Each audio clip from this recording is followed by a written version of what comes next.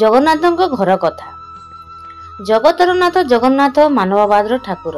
ତାଙ୍କ ମାନବୀୟ ଲୀଳାର ସର୍ବଶ୍ରେଷ୍ଠ ଜାଜ୍ୱଲ୍ୟମାନ ଦୃଷ୍ଟାନ୍ତ ହେଉଛି ଶ୍ରୀ ଗୁଣ୍ଡିଚା ଯାତ୍ରା।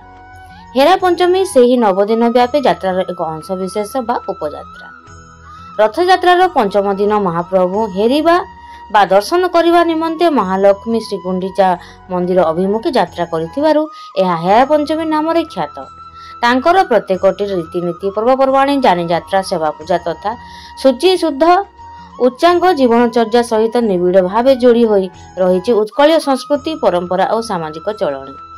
ସେହି ଅନୁବନ୍ଧନ ସର୍ବଶ୍ରେଷ୍ଠ ପ୍ରତୀକ ହେଉଛି ତ୍ରିମୂର୍ତ୍ତି କଳ୍ପନା, ଅର୍ଥାତ୍ ବଡ଼ ଦେଉଳରେ ଭାଇ ଭଉଣୀକୁ ସାଙ୍ଗରେ ନେଇ ମହାପ୍ରଭୁ ରତନ ବେଦୀରେ ବସିଥିବା ବେଳେ ଲକ୍ଷ୍ମୀ ଠାକୁରାଣୀ ଅଛନ୍ତି ପଛ କୋଠରୀରେ ଭିତର ଘରେ। ଏହା ହିଁ ତ ଓଡ଼ିଆ ଘରର ସାମାଜିକ ଚଳଣି। ରଥଯାତ୍ରା ବେଳେ ବି ସେହି ମର୍ଯ୍ୟାଦାପୂର୍ଣ୍ଣ ଚଳଣିର ପୁନରାବୃତ୍ତି। ବଡ଼ ଭାଇ ବଳଭଦ୍ର ଓ ଭଗିନୀ ସୁଭଦ୍ରାକୁ ନେଇ ମହାପ୍ରଭୁ ଗୁଣ୍ଡିଚା ମନ୍ଦିରକୁ ଯାତ୍ରା କଲାବେଳେ ବଡ଼ ଦେଉଳରେ ଏକୁଟିଆ ରହିଯାଆନ୍ତି ମହିମାମୟୀ ମହାଲକ୍ଷ୍ମୀ। ସ୍ୱାମୀଙ୍କ ସହିତ ରଥରେ ବସି ବୁଲିଯିବା ପାଇଁ ତାଙ୍କର ଯେ ଅନୁଯୋଗ ନଥାଏ ତାହା ନୁହେଁ, ମାତ୍ର କୁଳବଧୂର ସମ୍ଭ୍ରମତା ନେଇ ଶେଷରେ ସେ ମାନି ନେବାକୁ ବାଧ୍ୟ ହୁଅନ୍ତି ସ୍ୱାମୀଙ୍କ ଆକଟ। ଅଭିମାନିନୀ ପତ୍ନୀକୁ ମନେଇବା ପାଇଁ ଅବଶ୍ୟ କମ୍ ପ୍ରୟାସ କରିନାହାନ୍ତି ମହାପ୍ରଭୁ। ସହଜ ଫେରି ଆସିବାର ମିଥ୍ୟା ମଧୁର ପ୍ରତିଶ୍ରୁତି ବି ଦେଇଛନ୍ତି ଜାଣିଶୁଣି। ଅର୍ଥାତ୍ ଦାମ୍ପତ୍ୟ ଜୀବନରେ ଏମିତି ଛୋଟ ଛୋଟ ମିଛର ଉପଯୋଗିତା ରହିଛି ଯାହା ସମ୍ପର୍କର କ୍ଷତକୁ ଉପଶମ କରାଏ ବା ଦାମ୍ପତ୍ୟ ଜୀବନରେ ଭରିଦିଏ ନୂଆ ରଙ୍ଗ। ମହାପ୍ରଭୁ ଶ୍ରୀ ଗୁଣ୍ଡିଚା ମନ୍ଦିର ଯାତ୍ରା କଲା ପରେ ବଡ଼ ଦେଉଳରେ ତାଙ୍କ ଦର୍ଶନ ନ ପାଇ ଅଭିମାନରେ ଜର୍ଜରିତ ହୁଅନ୍ତି ମହାଲକ୍ଷ୍ମୀ। ରଥଯାତ୍ରାର ପଞ୍ଚମ ଦିନ ବେଳକୁ ପ୍ରତୀକ୍ଷା ଜନିତ ଯନ୍ତ୍ରଣାରେ ତୁଟିଯାଏ ତାଙ୍କର ଧୈର୍ଯ୍ୟର କବଜ। ସକାଳ ହେବା ମାତ୍ରେ ସିଙ୍ଗାରୀ ଓ ପତି ମହାପାତ୍ର ଆଦିଙ୍କୁ ସାଙ୍ଗରେ ଧରି ପାଲିଙ୍କିରେ ଯାତ୍ରା କରନ୍ତି ଶ୍ରୀ ଗୁଣ୍ଡିଚା ମନ୍ଦିର ଅଭିମୁଖ। ସେଠାରେ ଏକାନ୍ତରେ ମହାପ୍ରଭୁଙ୍କୁ ଦର୍ଶନ କରିବା ସହିତ ତାଙ୍କଠାରୁ ପ୍ରାପ୍ତି ହୁଅନ୍ତି ଶୀଘ୍ର ଫେରି ଆସିବାର ନିର୍ଭର ପ୍ରତିଶ୍ରୁତି। ତଥାପି ସମ୍ପୂର୍ଣ୍ଣ ଥମେନି ନିଃସଙ୍ଗତା ଜନିତ କ୍ରୋଧ ଓ ଅଭିମାନ। ବଡ଼ ଦେଉଳକୁ ଫେରିବା ବାଟରେ ରଥକାଠ ଭାଙ୍ଗିବା ସେହି କ୍ରୋଧ ଓ ଅଭିମାନର ନିଦର୍ଶନ। ମାତ୍ର ଏହା ତାଙ୍କ କ୍ରୋଧାଗ୍ନିର ଉଦ୍ଗୀରଣ ନୁହେଁ, ବରଂ ପୁଞ୍ଜୀଭୂତ ଅଭିମାନର ଉଦ୍ବେଳିତ ପ୍ରତିକ୍ରିୟା, ଶୁଦ୍ଧ ଦାମ୍ପତ୍ୟ ପ୍ରେମର ଏକ ଛଳ ଛଳ ପ୍ରବାହ, ଯାହା ଆତ୍ମୀୟତା ମନ୍ତ୍ରରେ ସ୍ୱୟଂ ସିଦ୍ଧ। ଏହି ପ୍ରବାହର ଗଭୀରତା ଆହୁରି ସ୍ପଷ୍ଟ ଭାବରେ ବାରି ହୋଇ ପଡ଼େ ମହାପ୍ରଭୁଙ୍କ ବାହୁଡ଼ା ବିଜେ ଅବସରରେ। ବାହୁଡ଼ା ଯାତ୍ରା ପରେ ବଡ଼ ଦେଉଳକୁ ପ୍ରବେଶ ନିମନ୍ତେ ଆରମ୍ଭ ହୁଏ ମହାପ୍ରଭୁଙ୍କ ପହଣ୍ଡି ବିଜେ। ଢଳି ଢଳି ସିଂହଦ୍ୱାର ନିକଟରେ ପହଞ୍ଚିବା ବେଳକୁ ଅତ୍ୟଧିକ ବିଳମ୍ବ ଯୋଗୁଁ କ୍ଷୁବ୍ଧ ହୋଇ ପଡ଼ନ୍ତି ବିରହ ବିଧୁରା ମହାଲକ୍ଷ୍ମୀ। ଅଭିମାନରେ ପ୍ରଭୁଙ୍କ ପତନ ଦବାଇ ବନ୍ଦ କରିଦିଅନ୍ତି ସିଂହଦ୍ୱାର। ଦ୍ୱାର ଉନ୍ମୁକ୍ତ କରିବା ପାଇଁ ସେବକ ସ୍ୱାଇଁ ମହାପାତ୍ରଙ୍କ ଜରିଆରେ ମହାପ୍ରଭୁ ବାରମ୍ବାର ଅନୁରୋଧ କରିବା ସତ୍ତ୍ୱେ ସର୍ତ୍ତ ରଖନ୍ତି ମହାଲକ୍ଷ୍ମୀ। ସେ ସର୍ତ୍ତ ଅନୁସାରେ ଆଉ କେବେ ବି ମନ୍ଦିର ଛାଡ଼ି ଯିବେ ନାହିଁ ବୋଲି ମହାପ୍ରଭୁ ଅଙ୍ଗୀକାର କରିବା ଦରକାର।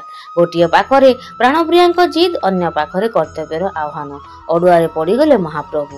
ସବୁ ବର୍ଷ ଜନ୍ମବେଦୀକୁ ବୁଲିଯିବେ ବୋଲି ଗୁଣ୍ଡିଚା ଦେବୀଙ୍କୁ ଦେଇଥିବା ପ୍ରତିଶ୍ରୁତିକୁ ସେ ଅନ୍ୟଥା କରିବେ କେମିତି?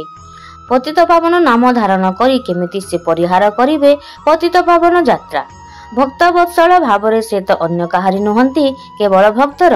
ତେଣୁ ବରଂ ଜନ୍ମବେଦୀକୁ ସେ ଫେରିଯିବେ ସବୁଦିନ ପାଇଁ, ହେଲେ ମାନି ନେଇ ପାରିବେନି ମହାଲକ୍ଷ୍ମୀଙ୍କ ସର୍ତ୍ତ।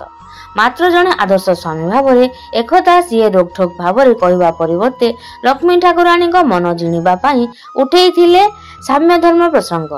ଖୁବ୍ କୋମଳ ଭାବରେ କହିଥିଲେ, ଜାତି ଧର୍ମ ନିର୍ବିଶେଷରେ ତମେ ଯେମିତି ସମସ୍ତଙ୍କ ଘରକୁ ଅବାଧ୍ୟ ପ୍ରବେଶ କରିବାକୁ ଚାହଁ, ମୁଁ ସେମିତି ବର୍ଷରେ ଥରୁଟିଏ ଚଣ୍ଡାଳଠୁ ବ୍ରାହ୍ମଣ ଯାଏ ଏପରିକି ଭିନ୍ନ ଧର୍ମର ଲୋକଙ୍କୁ ବି ଦର୍ଶନ ଦେବାକୁ ଚାହେଁ ବଡ଼ ଦାଣ୍ଡରେ। ମୋତେ ସେଥିରୁ ତମେ ବଞ୍ଚିତ କରୁଛ କାହିଁକି? ମହାପ୍ରଭୁଙ୍କ ଏହି କୋମଳ କଥାରେ ପ୍ରଶମି ଯାଏ ଦ୍ୱାର। ଖୋଲିବେନି ବୋଲି ଖୁବ୍ ଆଣ୍ଟ କରି କହୁଥିବା ମହାଲକ୍ଷ୍ମୀଙ୍କ କ୍ରୋଧ।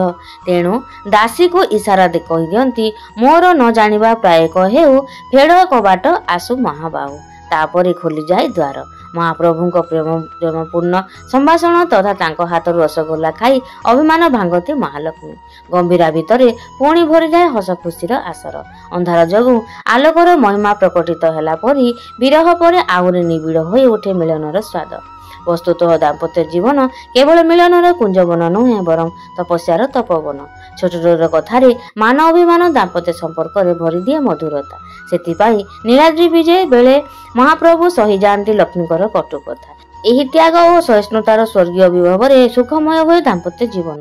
ସମଗ୍ର ଜଗତ ପାଇଁ ଏହି ଅମୃତମୟ ବାର୍ତ୍ତା ବହନ କରେ ଜଗନ୍ନାଥ ଚେତନ। ବିଶେଷ କରି ହେରା ପଞ୍ଚମୀ ତାର ଏକ ପ୍ରେରଣାପୂର୍ଣ୍ଣ ପ୍ରବଚନ। ଭିଡ଼ିଓକୁ ଶେଷ ପର୍ଯ୍ୟନ୍ତ ଦେଖିଥିବାରୁ ଆପଣମାନଙ୍କୁ ବହୁତ ବହୁତ ଧନ୍ୟବାଦ।